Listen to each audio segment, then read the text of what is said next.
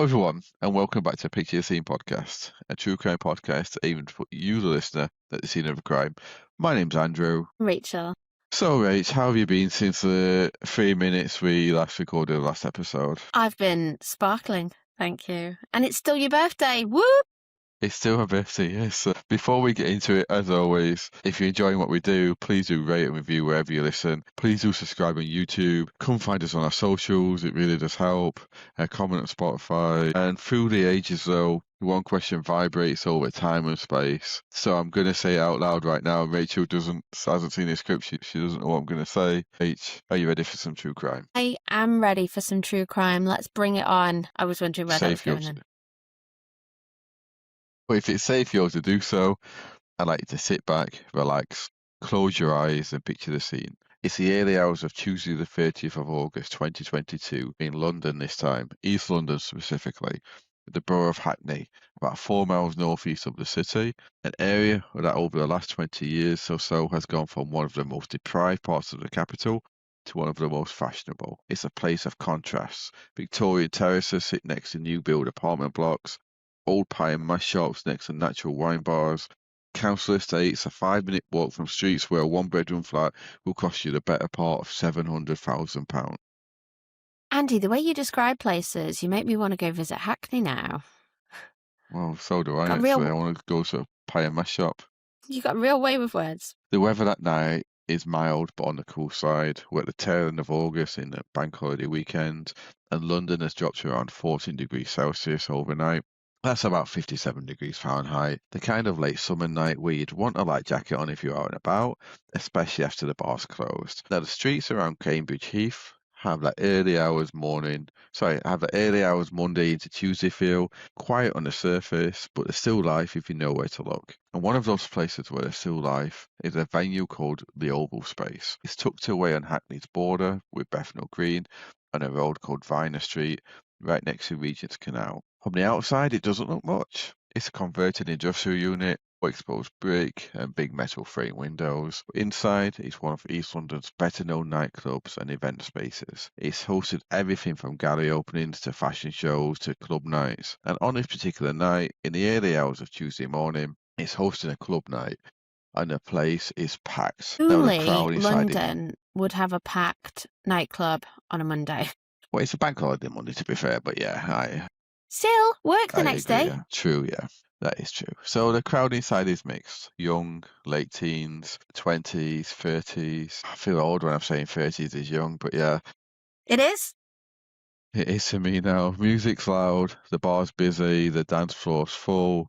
It's a kind of night where, if you were there, you'd remember it for the music, maybe for who you went home with, maybe for the queue at the bar. You wouldn't remember it for anything else. Now, most of the people inside that club, that's exactly what happened. They went out, they had a good night, and they went home. But for a small group of people in there, this isn't a night out. They're there for a reason. And shortly after 4 in the morning, in the middle of a packed dance floor, a man is going to pull a handgun out of a black messenger bag, and he's going to fire it twice into the leg of another man on the other side of the room.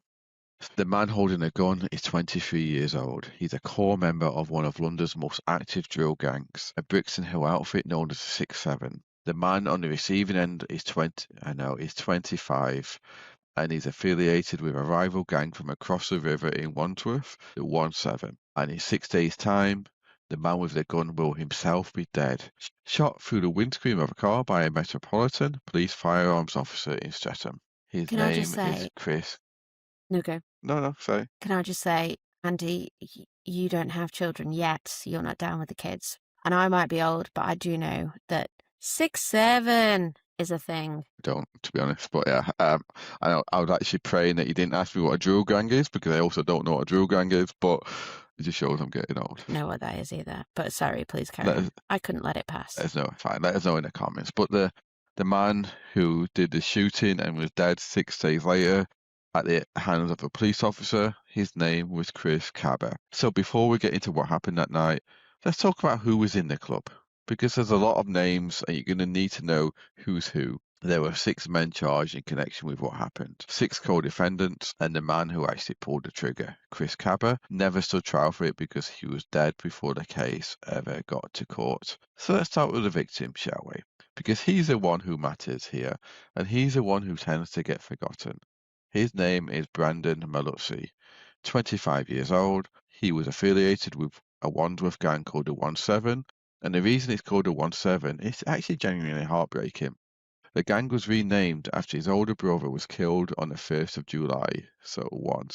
So the name itself is a memorial. Brandon was on a dance floor that night with no idea that anyone in that club had any interest in him. And then on the other side, you've got Chris Kaba, 23 years old at the time, a core member of the rival gang, the 6-7, based in Brixton Hill in South London.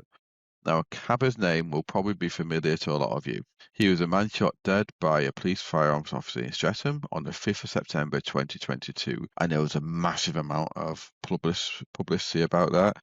And 6 days after the events we're talking about. Now, that police officer who shot him, Sergeant Martin Blake, stood trial for his murder at the Old Bailey, and he was acquitted in October 2024. And that's a trial that for over 2 years was running alongside the Oval Space case and stopped it from being reported. That's why no one knows about this, because that was in the headlines everywhere. And this case couldn't be spoken about because it would have influenced that case. But now that everything's over, so we can talk about it. So I'm going to be careful about how I talk about the police shooting in this episode, because it's not really our story today. There's literally hundreds of YouTube videos, TikToks, podcasts about that, so I'm not going to go into it. But what's our story is what Kaba did 6 days before he was shot in that nightclub in Hackney. Now, by the time of his death, the police, by their own account, didn't even know he was the prime suspect for the Oval Space shooting. The officer who shot him through the windscreen didn't know what he'd done, so I'm not going to relitigate any of that. What we're going to tell you about is a case that the country wasn't allowed to hear at the time. So Kaba is a known gang member with a record going back to when he was 13 years old. Stabbing offences, knife offences, possession of an imitation firearm. He'd done time. He was, by the time of his shooting, what police would call a high harm offender. He grew up in South East London.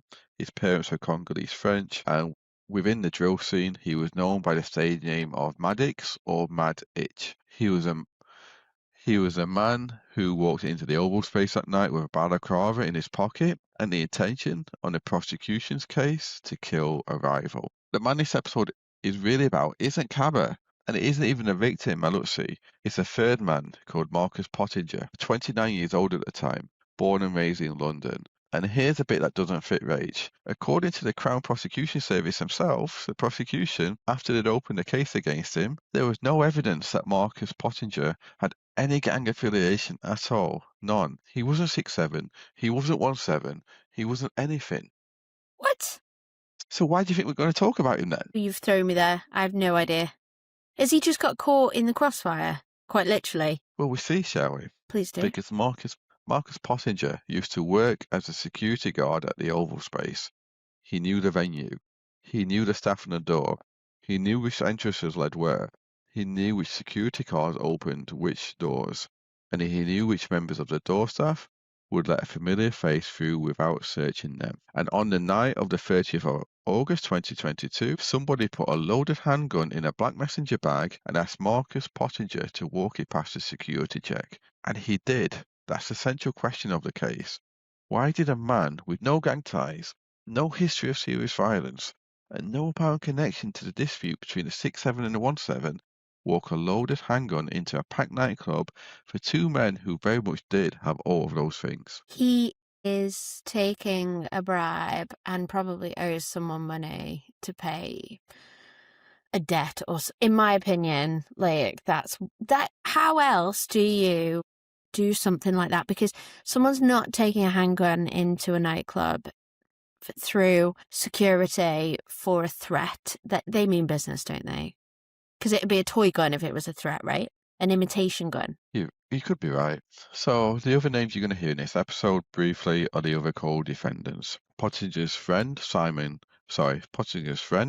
Glasgow, who had known since primary school, Carl Tago, also a primary school friend, Conal Bangboy, who Pottinger said he'd never met, and Hamza Abdi, who he'd met once before. And there was also Shamir Bell, the man who'd actually handed Pottinger the bag with a gun in it. Now, Pottinger said he knew Bell from secondary school and would call him a friend, but not a close friend. So, of those 6 men in total, including Kaba, who was already dead, only 2 were eventually convicted of wounding with intent, Pottinger and Bell. The others were either convicted of lesser offences or acquitted entirely. Now, 3 of them walked out of court. Sorry. And is that how it works in the UK? Even though you're not the one to pull the trigger, you are dealt exactly the same because you essentially facilitated the crime. It can. Not always. It can. It depends. It's not quite like America where if you're just there, you can get exactly the same sentence, even if you've done nothing. But it can. It depends if there's shown that they had an influence or took part in some way. So 3 of them walked out of court with no convictions at all. So what we have here, in summary, is a known gunman with a long record of violence who turns up at a nightclub with a balaclava and a gun, and 5 other men who are with him in some capacity. A gun that has to be smuggled past door staff because the venue searches everyone on the way in. A man with no gang ties who walks a gun in, and a victim who, as far as we know, had no idea any of these people were even in the building. Now that you know who's who, let's go back to the start of the night and walk through step by step what the CCTV cameras outside and inside the club captured. Because this is one of those rare cases where almost every key moment is on film. The jury saw it, the Court of Appeal saw it, and what the cameras captured outside the club is where the case really begins. So picture the scene. It's late on Monday, the 29th of August, 2022, bank holiday Monday, going into the early hours of Tuesday the 30th. Viner Street, Hackney, the Oval Space. There's a queue outside the club, the kind of queue you see at any nightclub in any major city. People in their 20s mostly, dressed for a night out, some of them already a few drinks in, chatting, smoking on their phones. And the security setup at the Oval Space is what you'd expect for a venue that size. Anyone going in has to go through a search. Bag check, pat down, the works, full search. The staff are looking for drugs, they're looking for weapons, they're looking for anything they don't want in their building. Now, it's a proper search, not just a wait through. The CCTV outside the club picks up our defendants arriving at the roughly the same time, 5 of them. Pottinger, Bell, Glasgow, Tago and Bamboy. The 6th, Hamza Abdi, come separately. Now they're in the queue, mingling with the crowd. At this point, it looked like any other group of young men out on a bank holiday weekend. But then something happens. The cameras catch very clearly. Shemaiah Bell, the friend of Pottinger from secondary school, hands Pottinger a bag, a black messenger bag. Now Pottinger takes it, and from what we know, from what the jury concluded later, and from the conviction, which Pottinger isn't appealing, there was a gun in that bag. Not just a gun, a loaded gun, already loaded before it even got near the door of the club. Now, if you've been handed a... Pottinger will have known that CCTV was around, right? And that he was going to get captured on that too. Well, you'd think so, but let me ask you a question. Now, if you've been handed a bag and you don't know what's in it, and you know you're going to go through security, you'd ask, wouldn't you? You'd open the bag. Why give me this? Yeah, you'd open it. You'd at least look. So Pottinger's defence at trial was that he assumed it contained gas canisters for balloons, which is what a lot of young people now take on a night out. Yeah, he's not some balloon artist.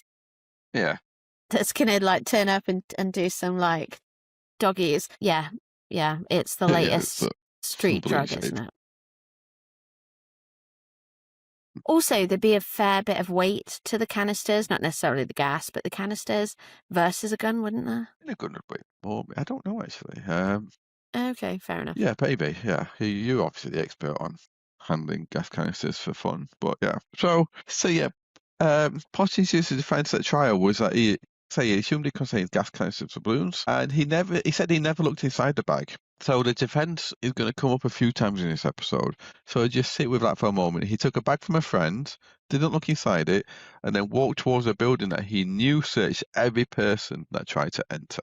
So he's got the bag, and he doesn't know. And what he does next is what makes the prosecution's case against him. He doesn't get back in the queue. He breaks off, along with his security guard he knows, and he walks around to the side of the building.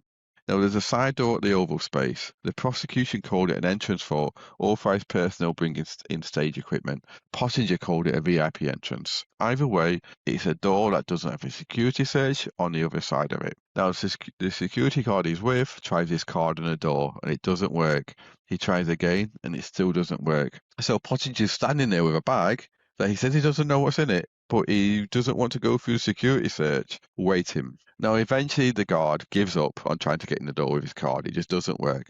Then Pottinger has to go back around to the front of the club, still carrying the bag. And this is where the CCTV gets really damning, because while he is now back in the search area at the front of the club, you can see Glasgow, his friend, Tago, and Kaba all looking at him, clocking him. They're watching him, seeing what he's doing. They're not chatting among themselves. They're not on their phones. They're looking over at him with what the prosecution called keen interest. So they obviously want him to get in with this bag, don't they? The interest is what the prosecution said, 1 second, Rach, of people who wanted to see whether the bag was about to be searched. Yeah, because surely they're thinking there's one of two outcomes here. We either succeed and get the gun through security, or your man's going to get arrested for possession of a gun and trying to bring it in a nightclub. So you're not going to take your eyes off him, are you? You're They either expect winning him or to go losing. the You're other not side. you're not getting kicked out and carrying on the rest of your night, are you? No, you're not, no. But the bag doesn't get search rate because Pottinger doesn't go through the normal search line. He goes to what he called a fast track entrance. He approaches a female security guard he knows. He greets her. He hugs her. It's friendly. It's a familiar greeting. The kind you give a colleague that you used to work with. And then she walks him into the venue, so neither he or the bag is searched. So just sit with that picture for a moment. Picture that scene, because we all picture the scene, because it's the heart of the case against him. A man who used to work at the venue, who knew the staff, used a personal connection with one of the door staff to walk a loaded handgun into a packed nightclub, whether he meant to or not, whether he knew there was a gun in there or not, that's what physically happened. That's what they can prove happened. They've got the cameras. So the moment he's inside, the bag goes back to his friend Bell. Pottinger hands it over on the stairs going up to the club, and he's not seen with it again for the rest of the night. His job on the prosecution's case was done. So Pottinger's defense on all of this was that he didn't know what was in the bag. He didn't realize the side door was being used to bypass security.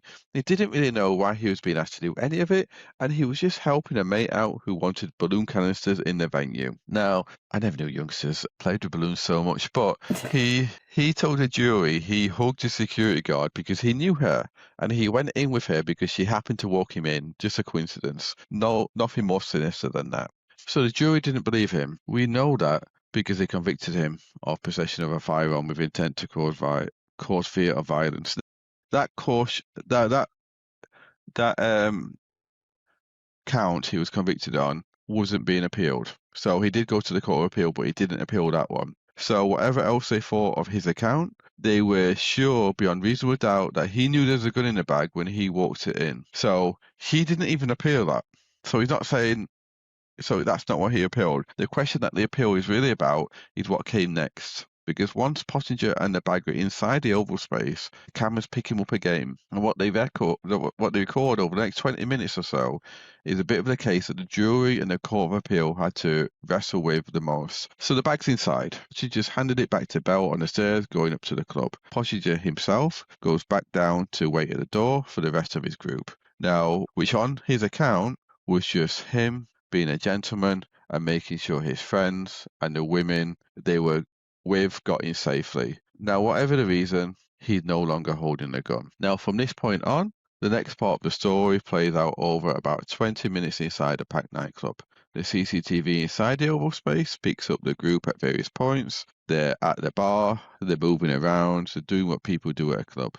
Pottinger says he was on good vibes. His words, having a few drinks, chatting to friends, and he says he didn't really clock what the rest of the lads were up to. His evidence at trial was that he had actually checked out. That's the phrase that came from the trial. That's a phrase he used.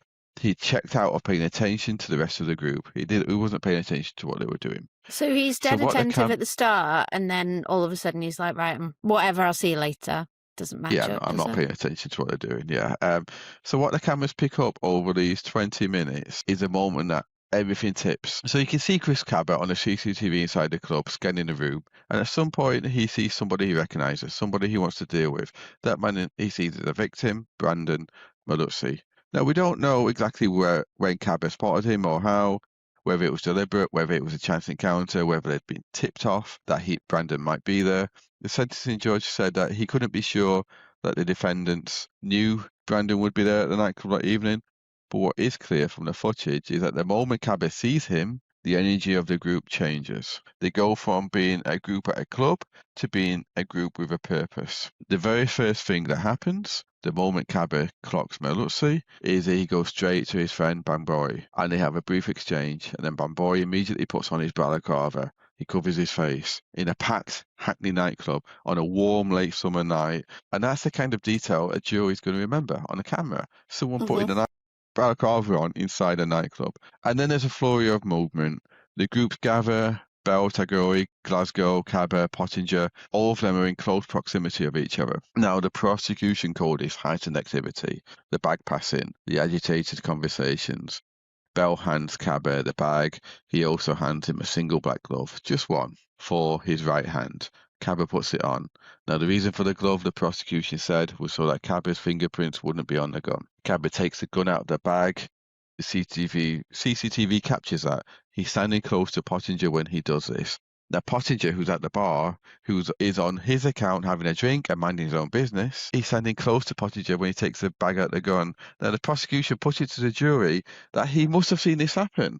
Pottinger says that he didn't see any of it happen, that he hadn't been looking, that he wasn't paying attention, that he didn't see any of it. And there are words exchanged in the next few seconds between Cabot, Pottinger, Tago, and Glasgow. Now, we don't know what was said, but the prosecution described it as an agitated conversation. And now they argue that this was a moment all four of them, including Pottinger, were encouraging Cabot to do what he was about to do. Pottinger gave an account of what he said to Cabot in this conversation. He told the jury he'd noticed a balaclava and he'd asked Cabot why he was wearing it.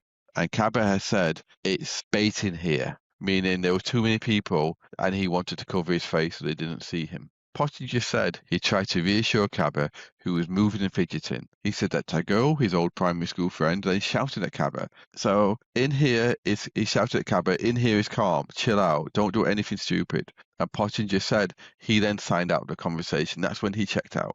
That's when he didn't pay attention. So he signed out. That was the phrase Pottinger used. He told the jury that even though he was standing right there, even though there's clearly something going on with Cabot, and even though his friend Tago was telling Cabot not to do anything stupid, he just mentally checked out, looked the other way, started pouring himself a drink. So the jury didn't believe him, Rach. Understandably, I think. The Court of Yeah, Appeal, when they looked absolutely. at the Court of Appeal, when they looked at this case, said the jury were entitled to reject his account of that conversation as untrue and to draw an adverse inference from the fact that he'd lied about it. Now, that's important because one of the things that supports the conviction, they thought he was lying about what he said to Cabot in the seconds before they shoot him. So what happens next is fast. Cabot, with the loaded gun in his gloved right hand, walks across the dance floor towards where Brandon is standing. The CCTV captures the others looking towards Brandon. Some of them are craning their necks to see what's going to happen. Some are shifting position to get a better view. The prosecution said this wasn't idle curiosity, it was purposeful. They knew what was going to happen. They were watching it to see what's about to happen. And then Cabba shoots Brandon in the thigh on a packed dance floor at 4 in the morning, surrounded by people who are dancing and drinking and having a night out. He fires a handgun into the leg of another man point blank. Now, Brandon somehow doesn't go down. He's been shot in the leg, but he runs. He's running for his life with a gunshot wound in his thigh. Out of the club, out of the street, and Cabba follows him. Bell follows him. Some of the others move toward the door. At that one at Hackney Road, Cabba fires again. Brandon gets shot a second time, this time in the other leg. Now he goes down. There were people in the club who didn't even realize the gun had been fired. The pop of a small handgun in a packed loud venue. People thought that a balloon had popped or a bottle had been dropped. Pottinger said exactly this in his evidence, that he thought a balloon had been stepped on. So he stayed at the bar. He didn't go and look what's happening. He didn't go and see if his friends were okay. He just stayed where he was. Now, Brandon did survive. He was taken to hospital. He was treated for gunshot wounds to both legs, and his injuries, although serious, were not life-threatening. Now, he is alive today, because of where the bullets hit. A few inches in any other direction, and we were telling you a totally different story here. And I take it the intention he was shooting to kill. It wasn't a warning shot, was it?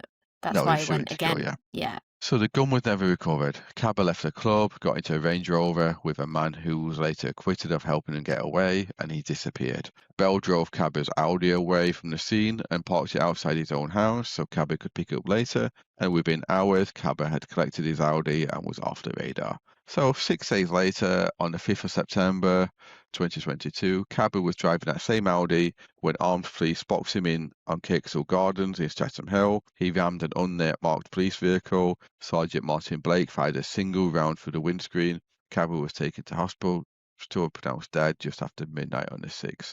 He was 23 years old. And with that, the man who... Sorry. And after everything we know about firearms officers, that must have been a very head-wrecking moment for that firearms officer in that moment. Like I can imagine the police radios. Are we absolutely sure we've got eyes on him? Are we absolutely sure there's some man? Is there a threat to life? You know, all of those things that are going to build up. And obviously if they're approaching his car as well, he may well be armed and dangerous. But then to shoot him would be, I can imagine that's a really turbulent conversation you're having with yourself about in those moments leading up to it. It wasn't actually anything to do with the shooting, though. But that's a whole new story. But What, when he was circled in on? yeah, and shot. It Wow. was they didn't know he was a suspect there. Okay. So with that, the man who pulled the trigger at the Oval Space was beyond the reach of the criminal courts. He would never be tried. He would never be sentenced. The gun was gone. He was gone. And the case against the men who had been with him that night failed to be tried without him. So the 5 surviving defendants stood trial at the Old Bailey in front of His Honour Judge Simon Mayo KC. The trial took 13 weeks. And on the 19th of February 2024, the jury came back with their verdicts. Marcus Pottinger and Shemaiah Bell were both convicted of wounding with intent under Section 18, which carries a maximum sentence of life imprisonment. Both of them, along with Connell Bangboy, were also convicted of possession of a firearm with intent to cause fear of violence. And the other 3 defendants, Glasgow, Tagore and Abdi, were acquitted of all counts they faced in connection with the shooting. So when sentencing came around in April 2024, Judge Mayo handed down 10 years to Bell, 5.5 years to Bangboy, and 9 years to Marcus Pottinger. So 9 years for a man who, on the prosecution's own opening, had no gang affiliation, 9 years for walking a bag through a door, 9 years for a man who told the jury he thought he was helping a mate get balloons into a club. But that is a balloon serious canisters. warning, isn't it? Like, we know that you don't have to be associated to gangs or have a previous criminal conviction or have past history of anything to be an accessory to attempted murder. So I think that's actually a really positive message out there to, don't be a Billy Big Bollocks and help your pals because you will get punished. Yes, but if you've been keeping count, or you've been paying attention to people, you'll notice something odd about those verdicts that I just read out. Pottinger was convicted of wounding with intent. He was convicted of possession of a firearm with intent to cause fear of violence. But he was acquitted of attempted murder. And he was acquitted of possession of a firearm with intent to endanger life. So on the face of it, those 2 acquittals don't sit easily next to 2 convictions. Because if Pottinger intended that someone be wounded with serious injury, how could he not have intended to endanger life? And if he didn't intend to endanger life, how could he have intended a serious wounding? Okay, yep, touche. Questions that took those are all the questions that took his case to the Court of Appeal. And to answer them, Lord Justice Popplewell and his colleagues had to walk through 3 different ways the jury might have got there. So Marcus Pottinger goes off to start his 9-year sentence in April 2024. His co-defendants do the same, and his legal team get to work on an appeal because they just don't believe his conviction on count 2, the wounding with intent, is safe. Wow. Now, an appeal against a conviction in England and Wales isn't a retrial. The Court of Appeal doesn't hear the evidence again. They don't see the witnesses. What they look at is whether something went wrong in the original trial. Was the judge's direction to the jury wrong, for example? Was there evidence that should have been excluded? Did the jury reach a verdict that no reasonable jury could have reached? That's the kind of questions that they ask. Now, Pottinger's appeal had 3 grounds. The first was that the judge failed to set out the limits of the prosecution case clearly enough. which meant the jury could have convicted on a basis that they shouldn't have. The second was that the verdicts the jury returned were so inconsistent that no reasonable jury could have reached them. And the third was that the conviction on count 2 for wounding with intent was just incompatible with the acquittal on count 3 for possession with intent to endanger life. So the full court granted leave to appeal, which meant 3 senior judges said, yes, this is arguable. We'll hear it. And the case became before Lord Justice Popplewell, Mr. Justice Pepperall, and Her Honour Judge Morland on the 11th of March 2020. The judgment came out the following day. The lead judgment was given by Justice Popplewell. And what makes it interesting, what makes it worth covering on this true crime podcast that we're talking about right now, is that it doesn't just say yes or no. He walks through in detail 3 different ways the jury might have reasoned their way to convicting Marcus Pottinger of wounding with intent. He lays them out. He says there are 3 possibilities. And then he explains which of them are available, which are not, and why the conviction stands. So let's walk through those three theories with him. Because to understand why Pottinger is in prison for 9 years, you have to understand which of these 3 ways of thinking about what he did the jury must have used. So theory 1, in Popplewell's words, the defendants didn't know or have any reason to believe when they arrived at their club that a rival gang member would be there. But in smuggling the gun into the club, Pottinger shared the intention of Kaba and the others to use it if the occasion arose to inflict really serious injury on someone in a club, anyone in the club, just generally. So that's a possible way of thinking of it. People walk loaded handguns into nightclubs for reasons, and one of those reasons is to use them on someone if a fight kicks off, or if someone from a rival crew shows up unexpectedly, or if a night just goes bad.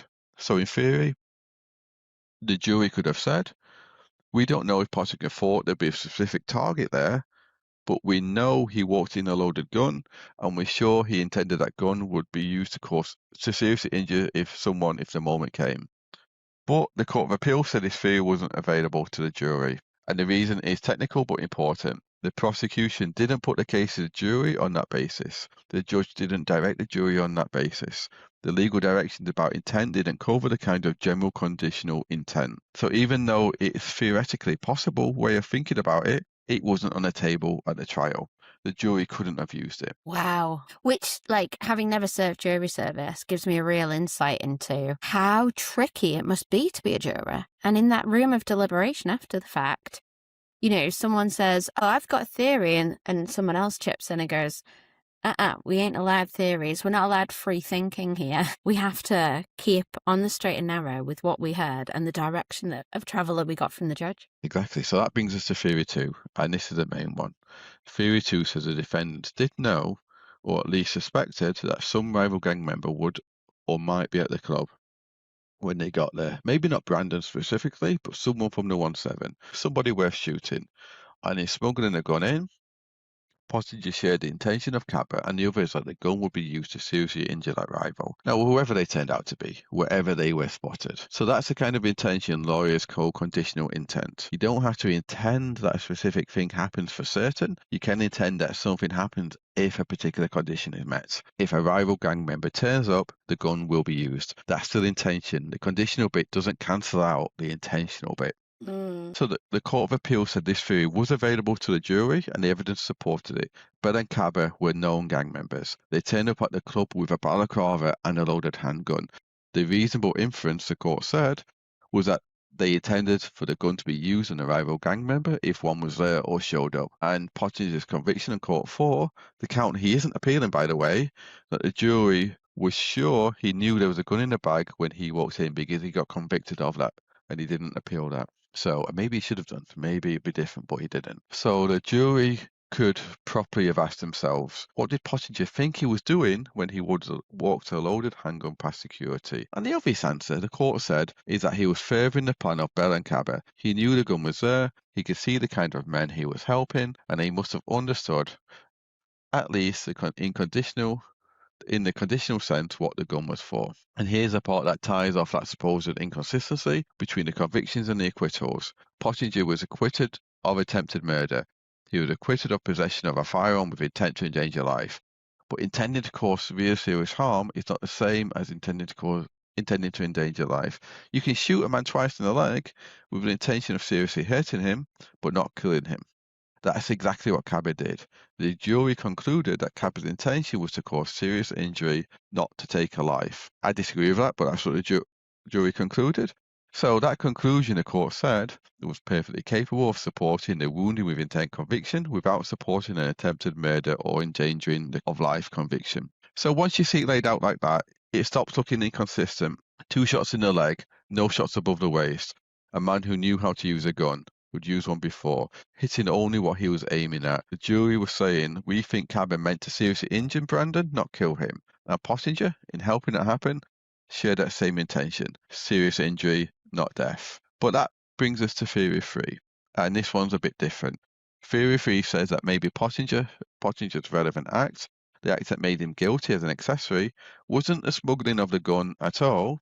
Maybe it was what he did inside the club, in those agitated seconds at the bar after Kaba spotted Brandon. So this is where Pottinger's evidence becomes really important, because remember, he told the jury he'd had a conversation with Kaba at the bar. He said he'd asked Kaba about the balaclava. He said that Go had told Kaba to chill out, and he said Pottinger, had then signed out of the conversation. So the Court of Appeal said the jury were entitled to reject Potter's account of that conversation. They were entitled to conclude that he was lying about what he said, and they were entitled to draw an adverse inference from the fact that he'd lied. So if you take away Pottinger's version of that conversation, what you're left with is CCTV showing Pottinger, Kaba, Tago, and Glasgow huddled together at the bar in agitated conversation in a second before Kaba walks across the dance floor and shot Brandon. So the prosecution's case was that this huddle wasn't idle, it's purposeful, it was encouragement. Pottinger, by being part of that group, by saying whatever he said to Kaba, was egging him on, and under the law of joint participation, what you spoke about at the very beginning, if you encourage someone to commit a crime with the intention that the crime be committed, you're as guilty as the person who actually does it. That's how it differs from the US. If you're just there in the US, you can be convicted of the same crime, but you have to encourage, you have to be a part of that. Yep. If that makes sense. Yep. So the Court of Appeal said that this theory was also available to the jury, and the CCTV supported it. The closing speech of the prosecution had advanced it, and Pottinger's willingness to walk a loaded gun into the club in the first place made it more likely, in their view, that he'd be willing to encourage its use when the moment came. There's a line in the appeal judgment that I think really sums it up. Popplewell said that Pottinger's act of smuggling a gun in, knowing that the gun would be used if the need arose in any confrontation which may arise inside a nightclub, made it more likely that he would be prepared to encourage the use of it when the moment came. And that's a bridge. The smuggling tells you about the encouragement. The encouragement tells you about the smuggling. The two parts of the same intention. So the Court of Appeal had 2 ways the jury could properly have got there.